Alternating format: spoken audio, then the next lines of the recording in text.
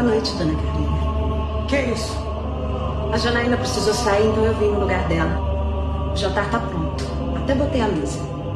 Você perdeu medo de morrer? Ah, eu também fiz uns arranjos novos na casa. Eu vou acender a luz pra senhora ver melhor.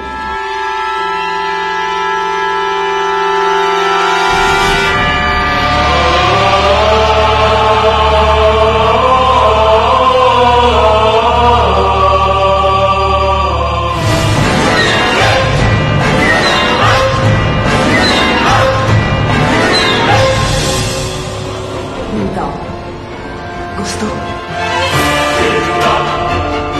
Me serve, vadia, me serve!